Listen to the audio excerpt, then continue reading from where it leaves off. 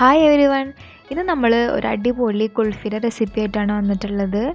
നമ്മൾ വീട്ടിൽ ബാക്കിയൊക്കെ വരുന്ന ബ്രെഡ് എങ്ങനെ ഇനി റീയൂസ് ചെയ്തിട്ട് അതൊരു കുൾഫി ആക്കിയിട്ട് മാറ്റിയെടുക്കാമെന്നാണ് ഈ വീഡിയോയിൽ കാട്ടിത്തരുന്നത്. അപ്പോൾ ഇതുവരെ ഈ ചാനൽ സബ്സ്ക്രൈബ് ചെയ്യാത്ത ആൾക്കാരൊക്കെ ഈ ചാനലൊന്ന് സബ്സ്ക്രൈബ് ചെയ്ത് കൊടുക്കുക. അതുപോലെ തന്നെ മുൻപത്തെ വീഡിയോസൊക്കെ ഒന്ന് കണ്ടു നോക്കുക. അപ്പോൾ ഈ കുൾഫി എങ്ങനെ ഉണ്ടാക്കാമെന്ന് നമുക്ക് നോക്കാം. നോട്ടിഫിക്കേഷൻസ് ലഭിക്കുന്നതിന് വേണ്ടി സബ്സ്ക്രൈബ് ബട്ടൺ ക്ലിക്ക് ചെയ്ത് ബെല്ലൈക്കൺ പ്രസ് ചെയ്യുക. അപ്പോൾ നമ്മളുടെ കുൾഫി തയ്യാറാക്കാൻ വേണ്ടിയിട്ട് നമ്മൾ വലിയൊരു പാൻ എടുക്കുക. അതിലേക്ക് നല്ല കൊഴുപ്പുള്ള 1 ലിറ്റർ പാല് ചേർത്ത് കൊടുക്കുക. ഇപ്പോൾ ഇവിടെ ഞാൻ എടുത്തിട്ടുള്ളത് നമ്മളുടെ വീടിൻ്റെ അടുത്തുള്ള പശുവിൻ പാലാണ്. ഇപ്പോൾ നോർമലി നമ്മൾ മിൽമൊക്കെ യൂസ് ചെയ്യുന്നത് വെച്ചാൽ അതിൽ ഫാറ്റ് കുറവാകും. അപ്പോൾ നോർമലുള്ള അതുപോലത്തെ പശുവിൻ്റെ പാലൊക്കെ ആണെങ്കിൽ മാക്സിമം ഉപയോഗിക്കാനായിട്ട് ശ്രദ്ധിക്കുക. ഇനി ഇത് നമുക്ക് തിളക്കുന്നത് വരെ ഒന്ന് വെയിറ്റ് ചെയ്യാം. അങ്ങനെ നമ്മളുടെ പാലിപ്പോൾ നന്നായി തിളച്ച് വരുന്നുണ്ട്. അപ്പോൾ നമ്മൾ പാലൊക്കെ തിളപ്പിക്കുമ്പോൾ മാക്സിമം ലോ ഫ്ലെയിമിലിടുക എപ്പോഴും. അതുപോലെ തന്നെ ഒരു കയ്യിലോ സ്പൂൺ എന്തെങ്കിലും അതിലിട്ട് കൊടുക്കുക, അല്ലെങ്കിൽ നന്നായി തിളച്ചിട്ട് അത് പുറത്ത് പോകാനുള്ള ചാൻസ് ഉണ്ട്. ഇപ്പോൾ ഞാൻ തിളച്ചൊന്ന് കാട്ടിത്തരാൻ വേണ്ടിയിട്ടാണ് കേട്ടോ അതിൽ ആദ്യം സ്പൂണൊന്നും ഇട്ട് വെക്കാതിരുന്നത്. ഇനി ഇത് ഒന്ന് പകുതി ആകുന്നത് വരെ നമ്മൾ ലോ ഫ്ലെയിമിലിട്ടിട്ട് ഒന്ന് മെല്ലെ സിമ്മായിട്ട് കുക്ക് ചെയ്തെടുക്കുക.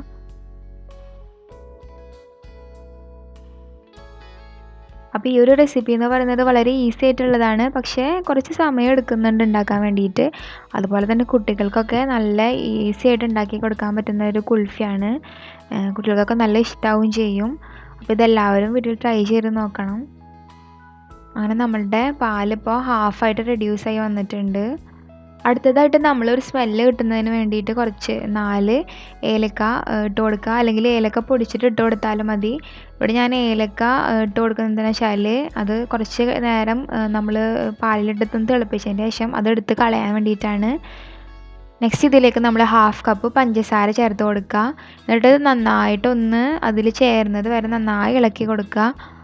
ഇപ്പോൾ ഇതിൽ പഞ്ചസാര ചേർത്ത് കൊടുക്കണമെന്ന് നിർബന്ധമൊന്നുമില്ല. അപ്പോൾ കണ്ടൻസ് മിൽക്ക് ഉണ്ടെങ്കിൽ നമുക്ക് കണ്ടൻസ് മിൽക്ക് ചേർത്ത് കൊടുക്കാം. അവിടെ കണ്ടൻസ് മിൽക്ക് ഉണ്ടായിരുന്നില്ല, അതുകൊണ്ടാണ് ഞാൻ പഞ്ചസാര ചേർത്ത് കൊടുത്തത്.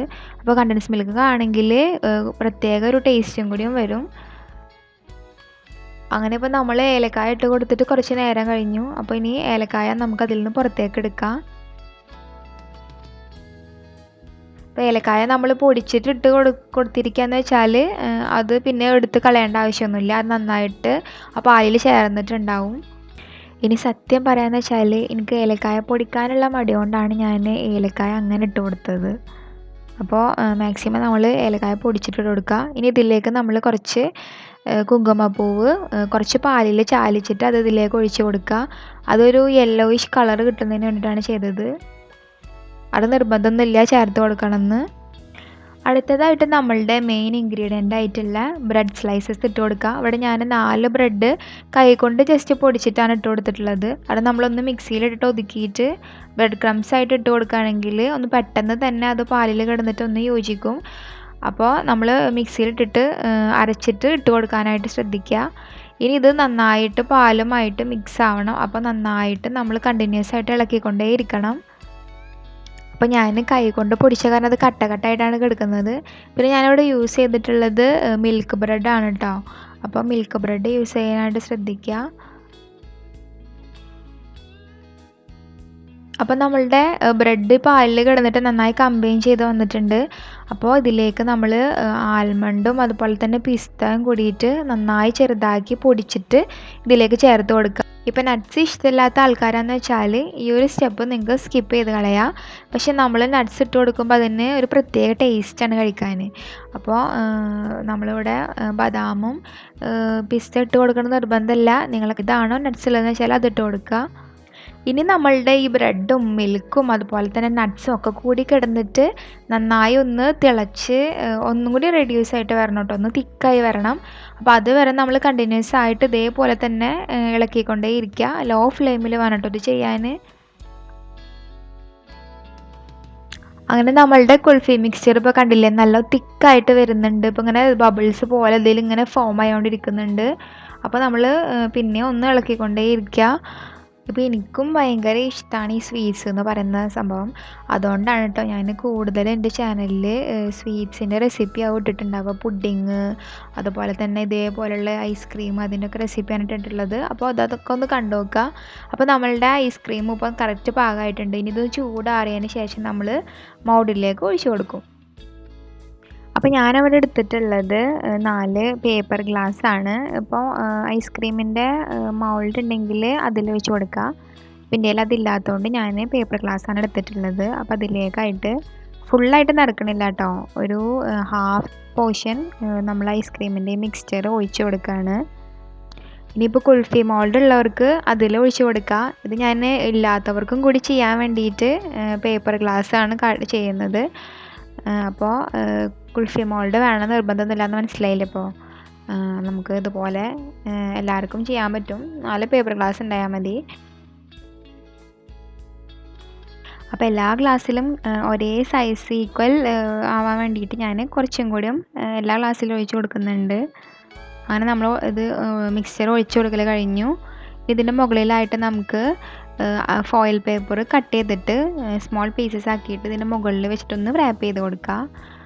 ഇനിയിപ്പോൾ ഫോയിൽ പേപ്പർ വീട്ടിലില്ല എന്ന് വെച്ചിട്ട് ആരും വിഷമിക്കണ്ട. ഇത് എന്തിനാണ് ചെയ്യുന്നതെന്ന് വെച്ചാൽ നമ്മളുടെ കുൾഫിയുടെ സ്റ്റിക്ക് നമ്മൾ ഇതിൽ വെക്കുന്നുണ്ട്. ആ സ്റ്റിക്ക് ഒന്ന് കറക്റ്റ് സ്ട്രെയിറ്റ് ആയിട്ട് ഇരിക്കാൻ വേണ്ടിയിട്ടാണ് കേട്ടോ അങ്ങനെ റാപ്പ് ചെയ്യുന്നത്. അപ്പോൾ ഒരു പേപ്പർ കൊണ്ട് റാപ്പ് ചെയ്താലും മതി. ഇപ്പോൾ ഞാൻ ഫോയിൽ പേപ്പറിൻ്റെ നടുവിലായിട്ട് കുറച്ച് ഒരു ഹോൾ ഇട്ടിട്ടുണ്ടായിരുന്നു. അതിൽ കൂടെ നമ്മളുടെ ഐസ്ക്രീമിൻ്റെ സ്റ്റിക്ക് ഉണ്ടല്ലോ, അതൊക്കെ വാങ്ങാൻ കിട്ടും. അല്ലെങ്കിൽ നമ്മൾ ഐസ്ക്രീം വാങ്ങിയിട്ടുണ്ടെങ്കിൽ അത് നമുക്ക് റീയൂസ് ചെയ്യാം. എടുത്ത് വെച്ചിട്ടുണ്ടെങ്കിൽ അത് റീയൂസ് ചെയ്യാം. അപ്പോൾ അത് കറക്റ്റ് സെൻറ്റർ പോർഷനിൽ തന്നെ ആയി കിട്ടാൻ വേണ്ടിയിട്ടാണ് നമ്മളിതുപോലെ ഫോയിൽ പേപ്പർ വെച്ചിട്ടുള്ളത്. അപ്പോൾ ഇനി നമുക്കിത് ഫ്രിഡ്ജിൽ വെച്ചിട്ട് നന്നായി ഫ്രീസ് ചെയ്തെടുക്കാം. ഇത് ഞാൻ ഫ്രീസറിൽ വെച്ചിട്ട് ഒരു 6-7 മണിക്കൂർ വെച്ചിട്ടാണ് കേട്ടോ അത് ഫ്രീസായി കിട്ടിയിട്ടുള്ളത്, കറക്റ്റായിട്ട് കിട്ടിയിട്ടുള്ളത്. അങ്ങനെ നമ്മളുടെ ഐസ്ക്രീം ഫ്രീസറിൽ ഒരു 6 മണിക്കൂർ തികച്ചിരുന്നിട്ട് നല്ല ഫ്രീസായി കിട്ടിയിട്ടുണ്ട്. അപ്പോൾ ഒരു 6 അല്ലെങ്കിൽ 7 മണിക്കൂറോളം വെക്കുക. ഇനിയിപ്പോൾ പെട്ടെന്ന് ഐസ്ക്രീം കഴിക്കണമെന്ന് വെച്ചിട്ടുണ്ടെങ്കിൽ എളുപ്പമൊന്നുമല്ല, കുറച്ച് നേരത്തെ ഉണ്ടാക്കി വെക്കുക. ഇപ്പോൾ രാത്രി ഉണ്ടാക്കി വെച്ചിട്ട് നെക്സ്റ്റ് ഡേ രാവിലെ എടുത്ത് നോക്കുകയാണെങ്കിൽ കറക്റ്റ് സെറ്റായിട്ടുണ്ടാവും. അപ്പോൾ നമുക്ക് ഉറങ്ങി എഴുന്നേറ്റ് ഉടനെ ഐസ്ക്രീം കഴിക്കാം.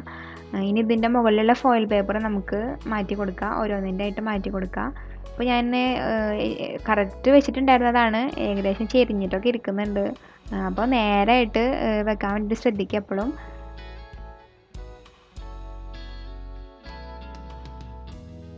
ഇനിയിപ്പോൾ നമ്മൾ എപ്പോഴും ചെയ്യാറില്ല എന്താ, കൊതിയായിട്ടിരിക്കുന്ന ടൈമിൽ ഐസ്ക്രീമൊക്കെ ഇങ്ങനെ നമ്മൾ ഫ്രീസ് ചെയ്ത് വെച്ചിട്ട് പെട്ടെന്ന് പോയിട്ട് തന്നെ അതെടുത്താൽ എന്താവും, അത് അവിടെ എവിടെയൊക്കെ പൊട്ടി പോവുക ചാൻസ് ഉണ്ട്. അപ്പോൾ ഇത് ഈസി ആയിട്ട് വിട്ട് കിട്ടാൻ വേണ്ടിയിട്ട് നമ്മൾ ഇതുപോലെ നോർമൽ കുറച്ച് വെള്ളത്തിൽ ഒരു 5 മിനിറ്റോളം ഇതിങ്ങനെ വെച്ച് കൊടുക്കുക. അപ്പോൾ ഇതിങ്ങനെ ജസ്റ്റ് റൊട്ടേറ്റ് ചെയ്യുമ്പോൾ കറക്റ്റായിട്ട് നമുക്ക് അതിൽ നിന്ന് പുറത്തേക്ക് എടുക്കാൻ പറ്റും, യാതൊരു കുഴപ്പമില്ലാതെ എടുക്കാൻ പറ്റും. അപ്പോൾ നമ്മൾ ഇതേപോലെ ചെയ്തിട്ട് വേണം പുറത്തേക്ക് എടുക്കാൻ, അല്ലെങ്കിൽ അത് അവിടെ എവിടെയൊക്കെ ഇരുന്നിട്ട് പൊട്ടി പോവുള്ളൂ. അങ്ങനെ നമ്മൾ ഓരോ ഐസ്ക്രീമും ഗ്ലാസ്സിൽ നിന്ന് ഇതേപോലെ ഒന്ന് റൊട്ടേറ്റ് ചെയ്ത ശേഷം മാത്രം ഒന്ന് പുറത്തേക്ക് എടുക്കുക. കണ്ടില്ലേ, കറക്റ്റ് പെർഫെക്റ്റ് ആയിട്ട് നമ്മൾ ഐസ്ക്രീം തയ്യാറായിട്ടുണ്ട്. അപ്പോൾ ഇതെല്ലാവരും വീട്ടിൽ ട്രൈ ചെയ്ത് നോക്കുക. എന്നിട്ട് എല്ലാവരുടെ അഭിപ്രായങ്ങളൊക്കെ ഇതിൻ്റെ വീഡിയോൻ്റെ കമൻറ്റ് സെക്ഷനിൽ അറിയിക്കുക. അങ്ങനെ നമ്മളുടെ പെർഫെക്റ്റ് ആയിട്ടുള്ള കുൾഫി, അതും ബ്രെഡ് കൊണ്ട് ഉണ്ടാക്കിയിട്ടുള്ള കുൾഫി തയ്യാറായിട്ടുണ്ട്. അപ്പോൾ നിങ്ങൾക്ക് ഈ വീഡിയോ ഇഷ്ടമായാൽ ലൈക്ക് ചെയ്യുക, ഷെയർ ചെയ്യുക, കമൻറ്റ് ചെയ്യുക. അതുപോലെ തന്നെ ചാനൽ സബ്സ്ക്രൈബ് ചെയ്തിട്ടില്ലാത്തവർ ഒന്ന് സബ്സ്ക്രൈബ് ചെയ്യുക. നിങ്ങൾക്ക് ഇൻസ്റ്റാഗ്രാമിലും ഫേസ്ബുക്കിലൊക്കെ നമ്മളെ ഫോളോ ചെയ്യുക. എല്ലാവർക്കും താങ്ക് യു.